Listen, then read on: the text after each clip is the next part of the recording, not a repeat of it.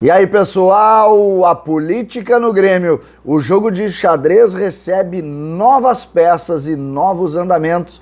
Vamos falar sobre isso? César Cidade Dias falando de Grêmio aqui no YouTube. Papo de gremista para gremista. Lembre-se que esta semana é uma semana muito especial para o Terra de Gremistas. É a semana dos sorteios. Depois do jogo contra a Tombense, nós vamos sortear duas camisas oficiais, um tênis da Activita e também uma mini barra de ouro, um presente da Golden Token Brasil aos membros do Terra de Gremistas, R$16 por ano. Faça parte da Terra de Gremistas, que você, além de concorrer a esses prêmios, também ajuda a entidades que estão lá no Maitá tentando abraçar aquela região que tanto precisa. As quentinhas do Lelê, o Futuro Suave, que dá aulas de jiu-jitsu para as crianças. Portanto, agora, faça parte do Terra de Gremistas, o espaço de membros aqui do canal. Lembrando que na segunda-feira nós temos o lançamento do meu livro, esse livro aqui, e você vai ver, esse livro aqui, lá no Brechó do Futebol,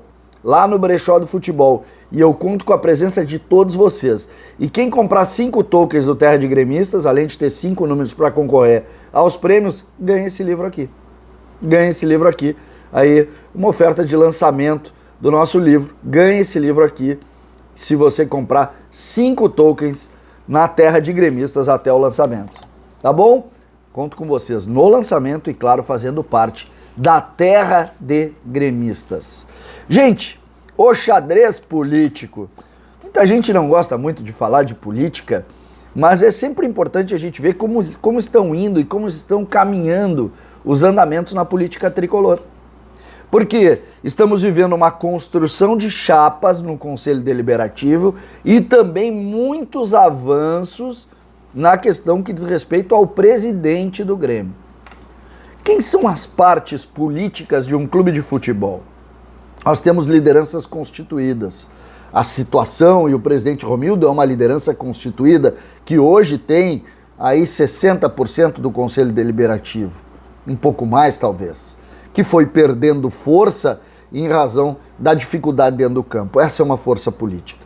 Depois nós temos figuras que são conhecidas, que trabalharam no futebol, aí a gente tem os candidatos que estão colocados, o Alberto Guerra, também o Odorico Roman. Começam a surgir forças para tentar fazer também de Denis Abraão um candidato, ele que é o vice-presidente de futebol hoje, e que a expectativa é que o Grêmio, melhorando dentro do campo, a sua relação com o torcedor aumente. Hoje, por exemplo, eu via um vídeo do Sérgio Boas falando, inclusive, da possibilidade do Cacalo apoiar Denis Abraão em uma possível candidatura à presidência, mas tudo passa pelo Conselho, que recebe uma outra figura, como eu já falei em alguns vídeos, que é a figura do Darley e a construção de uma chapa com pessoas fora da política formal do Grêmio, fora dos grupos políticos do Grêmio. Nós temos também outra relação importante, e aqui eu quero salientar a necessidade de entrada dessa nova peça nesse tabuleiro, que é o interior do estado e a força dos consulados. A força dos grupos que se organizam no interior, que são sócios efetivos e participativos e que merecem um espaço não só nos conselhos de administração das chapas que se construírem, como também no efetivo trabalho do dia a dia do Grêmio.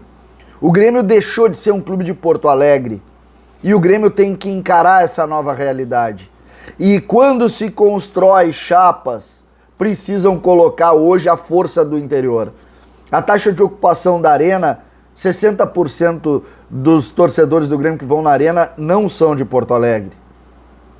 E isso quer dizer que 60% das pessoas que hoje contribuem diretamente com o Grêmio, seja como sócio, seja como torcedor, seja como consumidor, não está em Porto Alegre. O Grêmio tem mais de 8 milhões de torcedores e Porto Alegre, o Grêmio tem a metade de 1.800.000, de 2 milhões. Essa é a realidade. Então é preciso entender os novos movimentos e entender que o Grêmio não tem fronteira. O Grêmio se desfez dos seus ambientes. O Grêmio mudou essas peças políticas. Nós ainda teremos uma eleição e me parece que ela caminha para 3 candidatos agora, ela caminha, ela sai dessa polarização que estava começando a se montar entre Beto Guerra e Odorico Roman e coloca também uma discussão na situação que vai se refletir também nas cadeiras do Conselho, porque o Grêmio precisa, nessa construção, pensar nisso. Eu tenho defendido um ponto e vou usar esse vídeo para defender exatamente isso.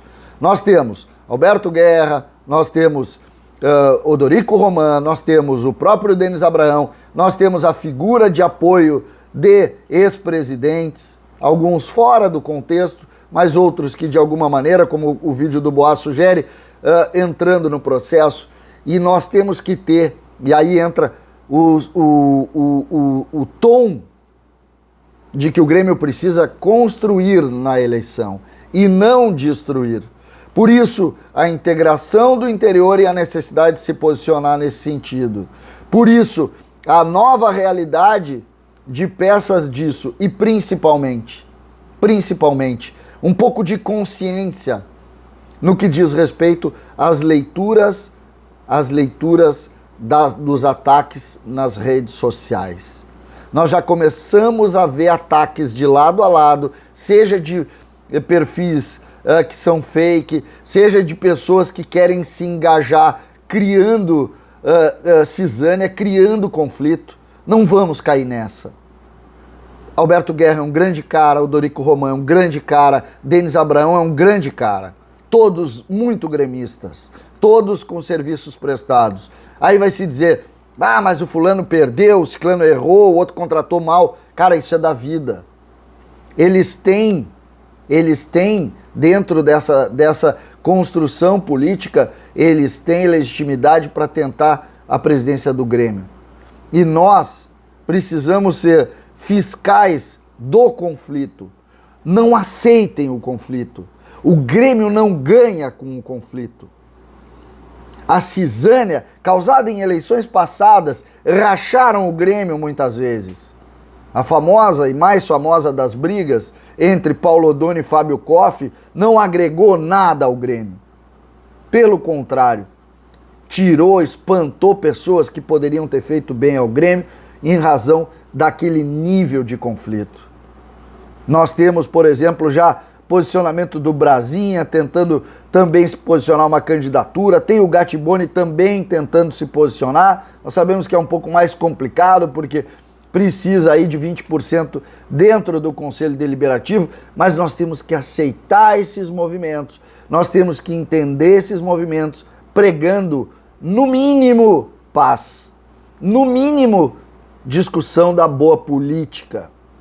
E eu falo isso em prol do Grêmio, do conceito principal disso, é uma associação que, no final de tudo, se torce para um time que usa uma camisa e que nós queremos que vença. Não é política partidária, não é política ideológica. Aqui é afetivo, aqui é a relação com a nossa paixão.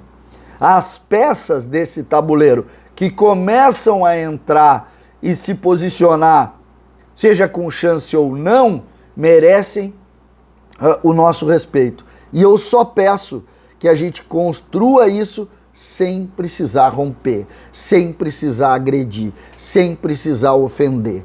A única chance que nós temos de sair de um ambiente tão difícil de se verificar lideranças que sejam unanimidade, a única forma é tentando criar um bom debate, uma boa política, uma boa discussão, sem ofensa, sem lacração, sem cancelamentos, para que a gente tenha uma mínima conversa de evolução do Grêmio.